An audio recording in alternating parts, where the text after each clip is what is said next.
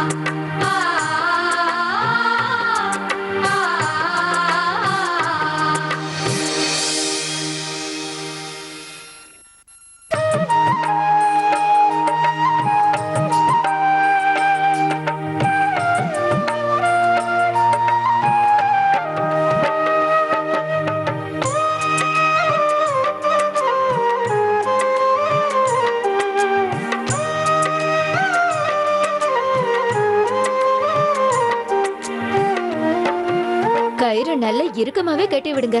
அப்பதான் நலங்கு வைக்கும் போது கயிறு அவுக்க சொல்லுவாங்க. அப்போ உங்க பொண்டாட்டி கைய பிடிச்சிட்டு இருக்க நிறைய நேரம் கிடைக்கும்ல.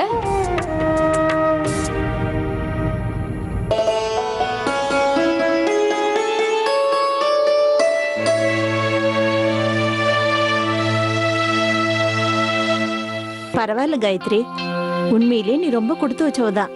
உன்னோட 3 மருமகளும் ரொம்ப அழகா இருக்காங்க. 2 பொண்ணுங்க வீட்ல இருந்துமே நிறைய சீர் வந்திருக்கும் போல இருக்கு இல்ல? அது உண்மைதான். 2 பொண்ணு வீட்லயும் எந்த குறையும் வைக்கல.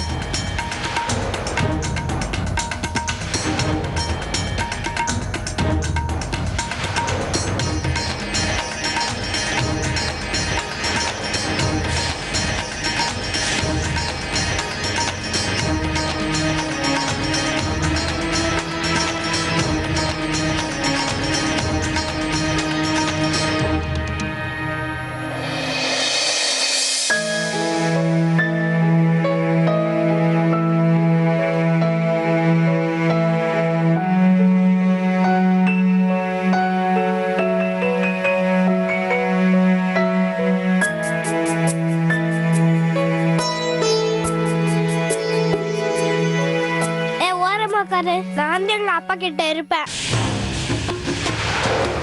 இவர் என்னோட அப்பா, உன்னோட அப்பா இல்ல. இவரை விட்டுட்டு நாங்க போக மாட்டோம். பொய் சொல்லாத. எல்லாருக்கும் தெரியும் இவருதான் என்னோட புது அப்பா.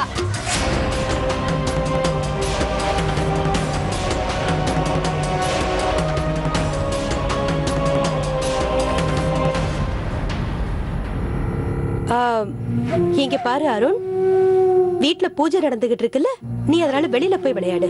என்கிட்ட போய் சொல்லாதீங்க பாட்டி. இங்க பூஜை நடக்குதுன்னா இவங்களும் எங்க இருக்காங்க?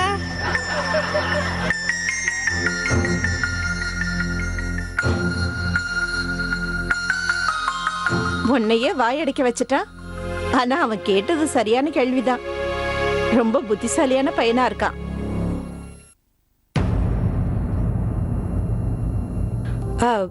பானு, பிரியா, நீங்க 2 பேரும் வெளியில போய் விளையாடுங்க.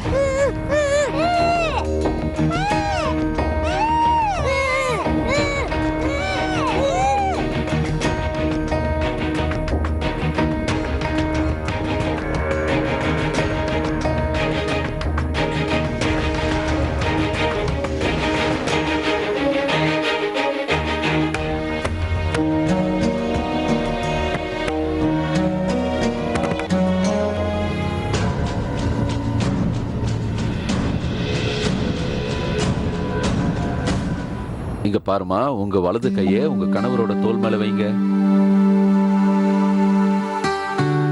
அப்புறம் நீங்களும் வலது கையை உங்க கணவர் தோள் மேல வைங்க.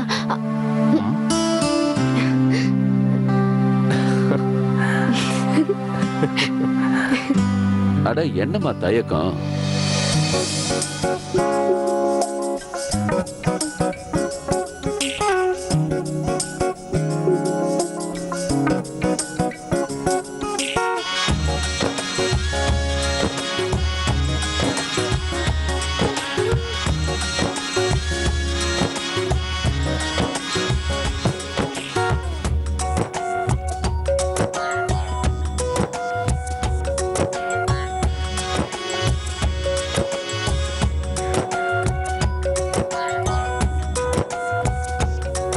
காயத்ரி, ஆர்த்தி பாக்குறதுக்கு அழகா தான் இருக்கா.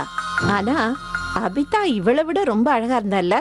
ஆமா, அபிதாவை முதல் முறை பார்த்தப்பவே சிரிச்ச முகமா இருந்தா.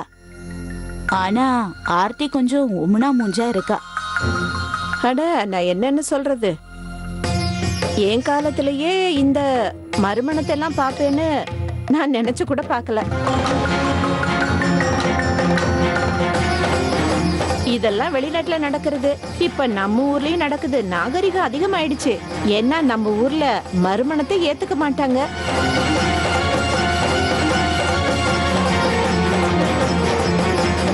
தீப ஆரத்தி காட்டுறோம், எல்லாரும் எழுந்து நில்லுங்க.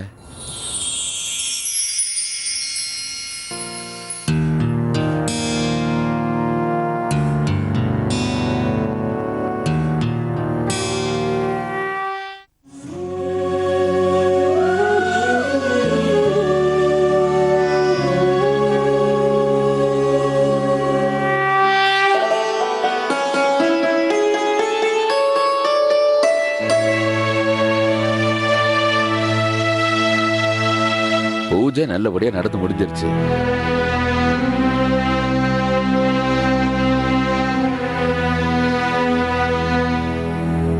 என்னங்க, ஆர்த்தி முன்னாடி வெளியாளுங்க இத பத்தி ஏதாவது பேசிட்டாங்கன்னா அந்த பக்கம் வாங்க, நான் உங்ககிட்ட பேசணும்.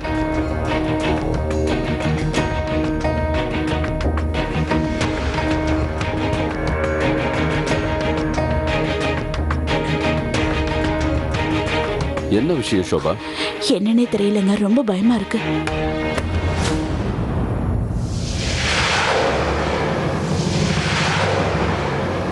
என்ன விஷயங்க? ரெண்டு பேரும் ரொம்ப கவலையோட இருக்கீங்க. ஏதாவது பிரச்சனையா? இல்ல இல்ல, பிரச்சனை எல்லாம் எதுவும் இல்ல. நீங்க தப்பா நினைக்காதீங்க சம்பந்தி. எங்க சொந்தக்காரங்களாம் ஒரே கேள்விதான் கேக்குறாங்க. ஆர்த்திக்கு சொந்தக்காரங்க யாருமே இல்லையான்னு கேக்குறாங்க. உங்க மருமகளுக்கு நீங்க மறுமணம் செஞ்சு வைக்கிறதுல உங்க சொந்தக்காரங்க எல்லாருக்கும் விருப்பம் இல்லைங்கிறது எனக்கு புரியுது. ஆனா உங்களுக்கு சாதகமா யாராவது இருப்பாங்கல்ல, ரொம்ப நெருக்கமானவங்க யாராவது. சரி, அந்த விஷயத்தை விடுங்க. உங்க சொந்தக்காரங்க வரலைனாலும் ஆர்த்தி சொந்தக்காரங்க வந்திருக்கலாம்ல. உங்க பையன் இறந்ததுக்கு அப்புறம் உங்களுடைய மருமகளை நீங்க உங்க மகளாவே ஏத்துக்கிட்டது நல்ல விஷயம்தான். ஆனா ஆர்த்தியோட சொந்த அப்பா அம்மா வந்திருக்கலாம்ல. அண்ணன் தம்பி அக்கா தங்கச்சி யாராவது வந்திருக்கலாம்ல. அதுதான் எனக்கு கொஞ்சம் நெருடலாவே இருந்துகிட்டு இருக்கு.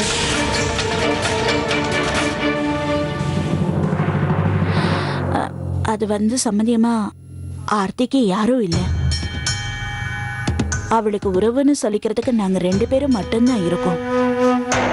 அது மட்டும் இல்லாம கல்யாணத்துக்கு யாரு வந்தா என்ன, வரலன்னா என்ன? உங்களுக்கு தேவை மருமக, எங்களுக்கு மாப்பிள்ளை, முக்கியமா குழந்தைங்களுக்கு அப்பா அம்மா. சடங்குலையும் நாங்க எந்த குறையும் வைக்கலன்னு நினைக்கிறேன். உங்க சொந்தக்காரங்களுக்கு நீங்க என்ன செய்யணும்னு சொன்னீங்களோ அதெல்லாம் கரெக்டா செஞ்சிருக்கோம்.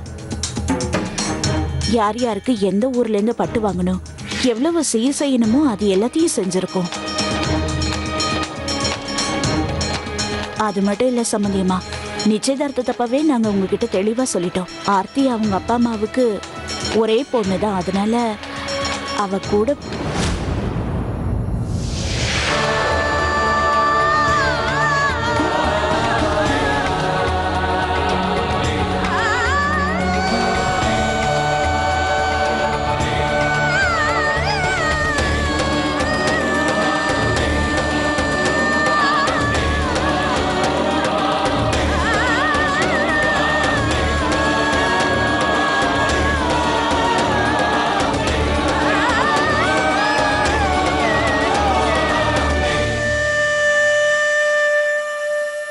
ஆர்த்திக்கு என்னாச்சு?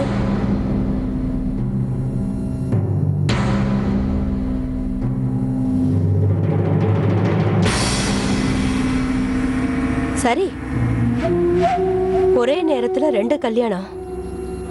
இதுல யாரு என்ன வார்த்தை சொன்னாங்கன்னு ஞாபகம் இருக்கு? காயத்ரி அம்மா ஒரு நிமிஷம். ஆ, இத வந்துடுறேன்.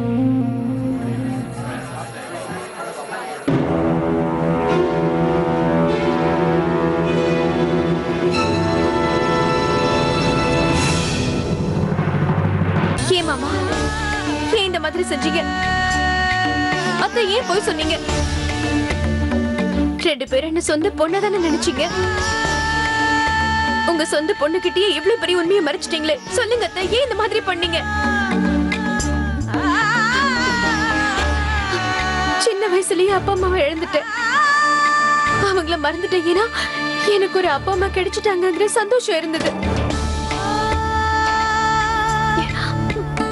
சொல்றேன்னு தப்பா எடுத்துக்காதீங்க. இன்னைக்கு என்ன நீங்க ரொம்ப காயப்படுத்திட்டீங்க. இவ்ளோ பெரிய உண்மையை என்கிட்ட மறைச்சிட்டீங்க. இத கேட்டிய மனசு எப்படி வலிக்குது தெரியுமா? 2 பேரும் என்ன நினைச்சீங்க? இந்த உண்மை என்னைக்குமே எனக்கு தெரிய வராதுன்னா? அப்படி எல்லாம் ஒண்ணும் இல்லம்மா. நாங்க உங்ககிட்ட சொல்றதுக்கு எவ்வளவு முயற்சி பண்ணோம். உங்ககிட்ட எதையும் மறைக்கணும்னு நாங்க நினைக்கல. ஆனா நேரம் அப்படி. எதுவும் பேசாதீங்க அத்தை. எதுவும் சொல்லாதீங்க. முதல்லயே இந்த கல்யாணம் வேண்டான்னு நான் சொன்னேன். அதுல உறுதியா இருந்தேன். என் மனசுக்கு ஏதோ தப்பா படுதுன்னு அடிக்கடி நான் மஞ்சு கிட்ட சொல்லிட்டு இருந்தேன். இப்ப இந்த விஷயம் தெரிஞ்சதுக்கு அப்புறம்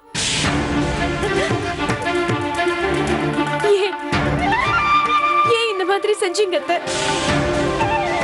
இவ்ளோ பெரிய உண்மையை ஏன் என்கிட்ட இருந்து மறைச்சீங்க? கேக்குறேன் அத்தை, சொல்லுங்க. ஏன் அமைதியா இருக்கீங்க மாமா? சொல்லுங்க.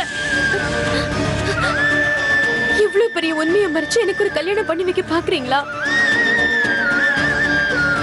ஏன் இப்படி பண்ணீங்க? இவ்ளோ பெரிய பொய் ஏன் சொன்னீங்க? ஏன் மாமா சொன்னீங்க?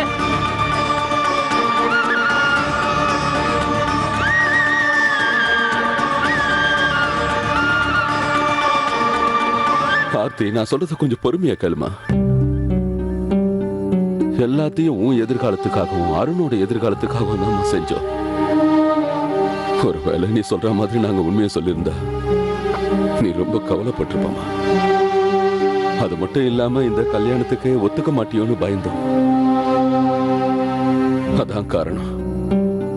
எந்த காரணத்துக்காகவும் இந்த கல்யாணம் நின்னு போயிடக்கூடாதுன்னு நினைச்சோம். அதனாலதான் மறைச்சோம். எனக்கு எல்லாமே தெரியும் மாமா. நீங்க இது எல்லாத்தையும் எனக்காகவும் அருணோட எதிர்காலத்துக்காகவும் செஞ்சீங்கன்னு. ஆனா போய் தானே. அத நீங்க எதுக்கு வேணாலும் சொல்லிருக்கலாம். இந்த உண்மை வலியை கொடுக்கும்னு எனக்கு தெரியும். ஆனா போய் அதை விட வலியை கொடுக்குதே. நான் என்னோட நிலைமையை பத்தி மட்டும் யோசிச்சு பேசல மாமா. எனக்கு புரியுது. இந்த உண்மையை சொல்றதுக்கு நீங்களும் ரொம்ப கஷ்டப்பட்டிருக்கீங்க. ஆனா என்னோட வேதனையே அதுதான் அத்தை. நான் சந்தோஷமா இருக்கணும்னு நினைச்சீங்களே தவிர உங்க சந்தோஷத்தை பத்தி நீங்க யோசிச்சீங்களா? உங்க எதிர்காலத்தை பத்தி நினைச்சீங்களா? சொல்லுங்க அத்தை. இது வரைக்கும் நான் உங்களுக்கு பாரமா இருந்திருக்கேன். இப்பதான் நினைச்சு நான் ரொம்ப வருத்தப்படுறேன். ஆர்த்தி, இல்லம்மா, நாங்க என்னைக்குமே உன்னை பாரமா நினைச்சது இல்ல. இந்த ஒரு விஷயத்தை தானே நாங்க மறைச்சோம். அந்த ஒரு விஷயத்துக்காக நாங்க உன் மேல வச்சிருக்கிற அன்பு பொய்யுங்கிறியா? என்ன பார்த்து கேள்வி கேக்குற? முதல்ல நான் கேக்குற கேள்விக்கு பதில் சொல்லு. அருணோட சந்தோஷத்துக்காக நீ இதுவரைக்கும் எந்த விஷயத்தையுமே மறைச்சது இல்லையா? இதுவரைக்கும் நீ பொய் சொன்னதே கிடையாதா? அருணோட எல்லா ஆசையும் நீ நிறைவேத்தின. அந்த சின்ன பையனை ஏமாத்தி அவனுக்கு இது நாள் வரைக்கும் பொம்மையெல்லாம் வாங்கி தரதா அவங்க அப்பா தான் நீ ஏமாத்தல? அதெல்லாம் உனக்கு பொய்யா தெரியலையா? சொல்லு. இங்க பாரு, அன்புங்கிறது எப்பவுமே இப்படிதான் இருக்கும். தான் குழந்தைங்களுக்காக பெத்தவங்க ஒரு பொய் இல்ல 1000 பொய்ய சொல்ல வேண்டியிருக்கும். அந்த விஷயத்தை உன்னை விட வேற யாராலையும் புரிஞ்சுக்க முடியாது. உண்மைதானே?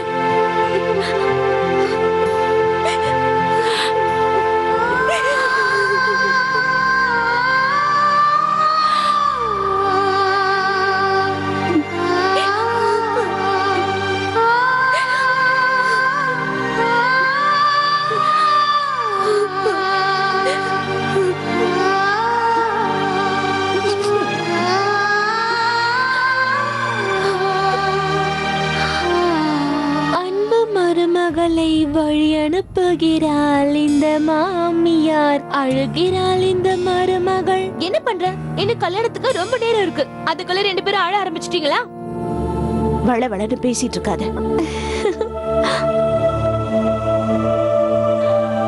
தப்பா எடுத்துக்காதீங்க. நான் பெக்கலனாலும் இவளை ஏன் பொண்ணாதான் நான் பாக்குறேன். இவளை பிரிய போறேங்கிற நினைப்பே என்ன? எனக்கு நல்லாவே புரியுது. நீங்க எதுக்கும் கவலைப்படாதீங்க.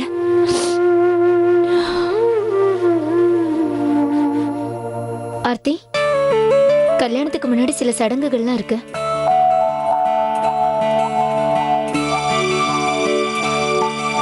சீக்கிரமா இந்த சாரியை கட்டிட்டு கீழே இறங்கி வா. சீக்கிரம் ஆர்த்தி, நீ ரெடி ஆயிட்டு வா. நாங்க வெளியில இருக்கோம்.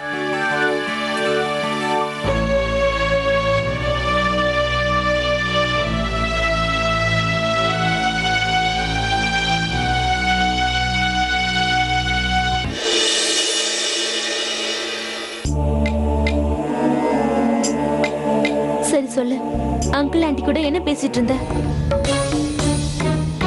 ஏதாவது பிரச்சனையா? நாமளே ஆர்த்தி கிட்ட இந்த விஷயத்த சொல்லியிருந்தா பிரச்சனையே இருந்திருக்காது. இப்படி அவளுக்கு தெரிஞ்சிருக்க கூடாது. நீங்களே பாத்தீங்கல்ல அவ எந்த அளவுக்கு கோவப்பட்டான்னு. இன்னைக்கு நான் ரொம்ப கவலையா இருக்கேன் மஞ்சு. அத்தையும் மாமாவும் இது வரைக்கும் என்கிட்ட எந்த உண்மையும் மறைச்சதில்ல. சின்ன சின்ன விஷயங்களை கூட என்கிட்ட அவங்க சொல்லியிருக்காங்க. ஆனா இன்னைக்கு இவ்வளவு பெரிய விஷயத்த மறைச்சிருக்காங்க. அவங்க இந்த விஷயத்த மறைச்சதை நினைச்சு எந்த அளவுக்கு கவலைப்படுறேன்னு எனக்கு தான் தெரியும். ஆர்த்திக்கு போய் பேசுறது சுத்தமா பிடிக்காதுன்னு எனக்கு நல்லா தெரியும். இது ஒன்றும் சாதாரண விஷயம் இல்லைங்க. ராஜேஷ் குடும்பத்தை சேர்ந்தவங்க எல்லாம் அவ விதவை நினைச்சிட்டு இருக்காங்க. உடனடியே இந்த அபிப்பிராயத்தை மாத்தலைன்னா அதுக்கப்புறம் ஆர்த்தி ரொம்ப கோவப்படுவாங்க.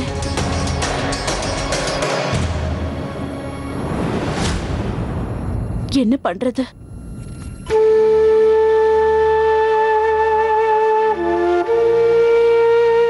ஆனா இந்த உண்மை அவளுக்கு தெரிய வந்ததும் என் மனசு லேஸ் ஆயிடுச்சு. ஆர்த்திக்கு எல்லா உண்மையும் தெரிஞ்சிருச்சு. நம்ம நிலைமை என்னங்கிறதையும் அவ நல்லா தெரிஞ்சுக்கிட்டா. அவ இந்த சம்பந்தத்தை வேணான்னு சொல்லல, ஏத்துக்கிட்டா.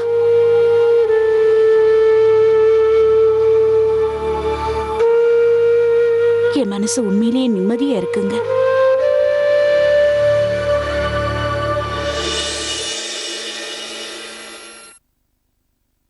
ராஜேஷ் வீட்டுக்காரங்களுக்காக இவ்ளோ செலவு பண்ணி எல்லா பொருட்களையும் வாங்கியிருக்காங்க. காஞ்சிபுரம் பட்டு இன்னும் என்னென்னமோ வாங்கியிருக்காங்க. அது மட்டும் இல்லாம பணமும் எவ்வளவோ செலவு பண்ணிருக்காங்க. இந்த விஷயத்தை பத்தி அவங்க என்கிட்ட சொல்லவே இல்லை. நான் யதார்த்தமா அந்த இடத்துக்கு போனேன். அதனாலதான் அவங்க பேசுனது எனக்கு கேட்டுச்சு. இல்லைன்னா எதுவுமே எனக்கு தெரிஞ்சிருக்காது. நீயே சொல்லு, இது எல்லாம் கேட்டு எனக்கு கோவம் வராம இருக்குமா? ஏற்கனவே மாமா கிட்ட சுத்தமா பணம் இல்ல. எனக்காக சொந்த பையனோட உறவே வேண்டான்னு பிரசாந்த ஒதுக்கி வச்சுட்டாங்க. இப்போ காலம் பூரா கஷ்டப்பட்டு சம்பாதிச்ச பணத்தை செலவு பண்ணிட்டாங்க. வயசான காலத்துல எப்படி வாழ போறோம்னு கொஞ்சம் கூட யோசிக்கல. யார் அவங்களுக்கு ஆதரவு கொடுக்க போறாங்க?